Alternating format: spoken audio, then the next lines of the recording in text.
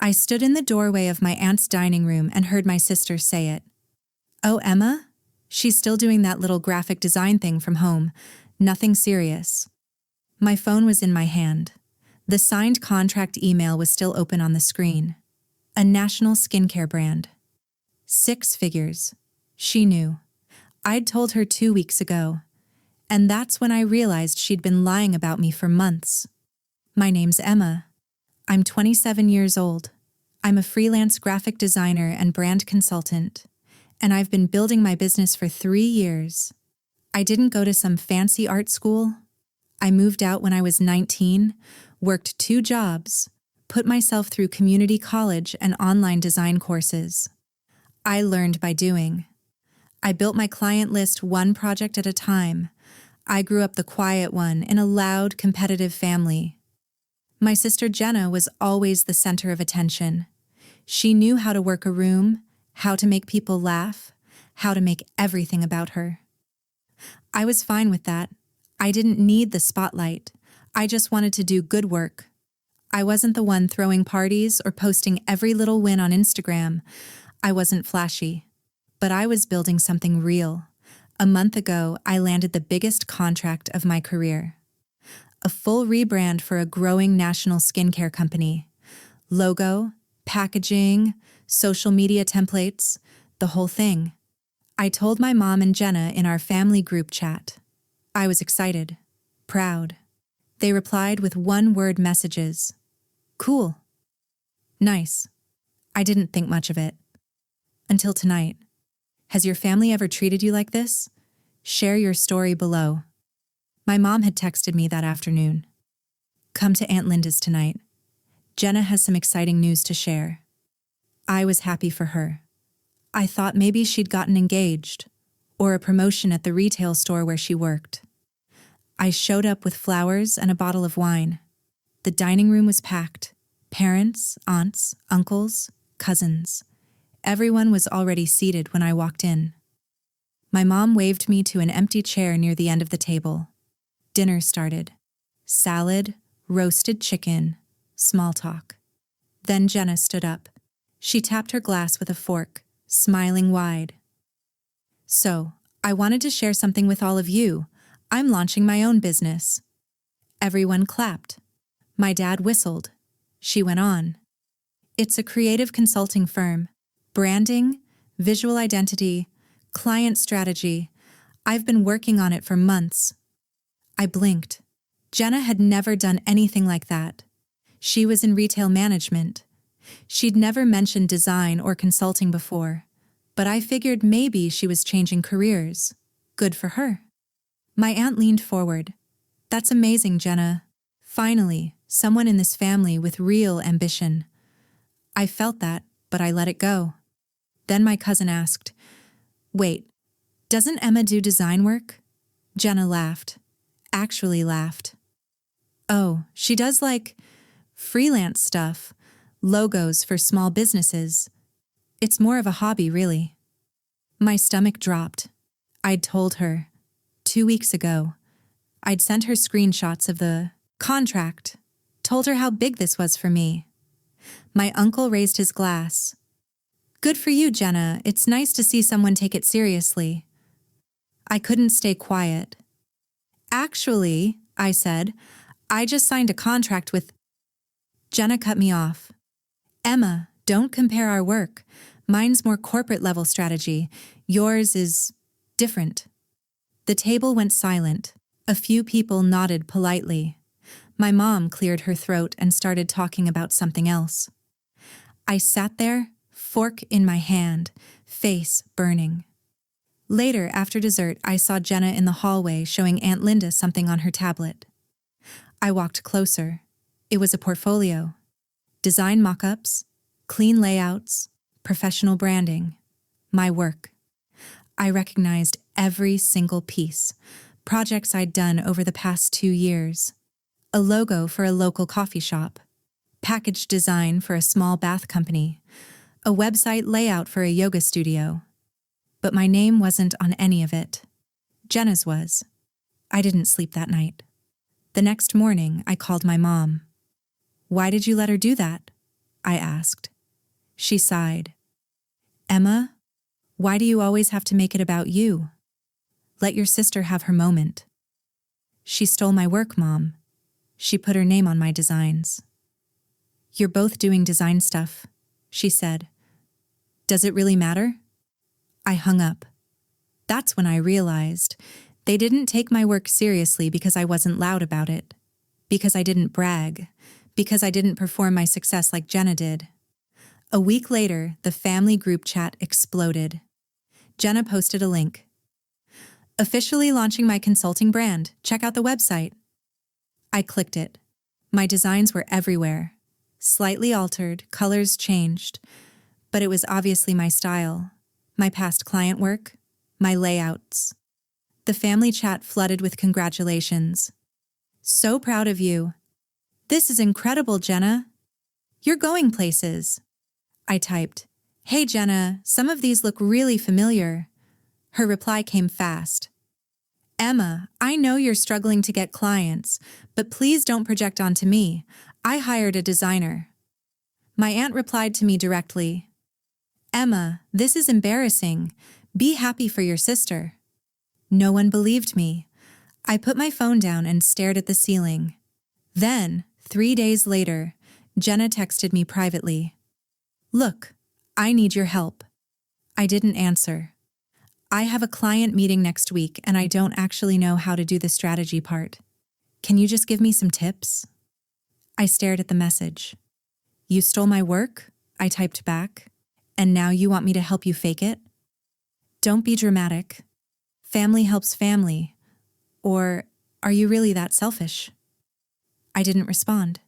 She sent another message. Fine. I'll tell Mom you refuse to support me. She'll love that. I blocked her number. Then I stopped replying to the family group chat altogether. Instead, I started screenshotting everything. My original design files, timestamps, client emails, every message Jenna had sent me. I saved it all in a folder on my desktop.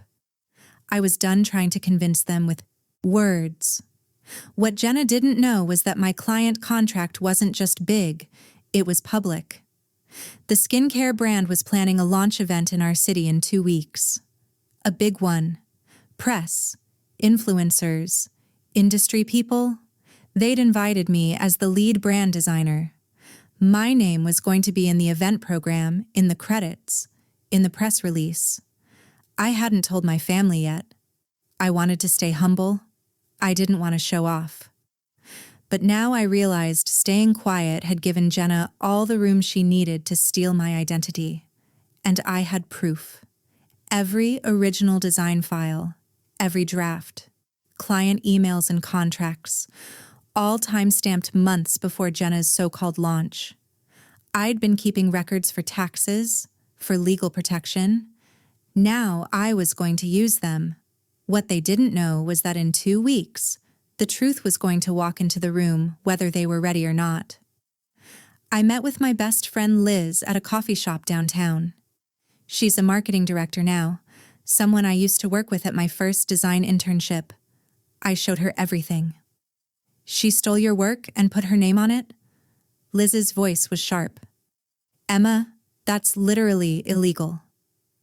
I know. You could send a cease and desist right now. I want to handle it differently, I said. Liz leaned back. What are you thinking? The launch event, I want them to see it. She smiled. I love that. Let's build you a case. We spent the afternoon putting together a side-by-side comparison. Original files on the left. Jenna's website on the right. Timestamps, metadata, everything.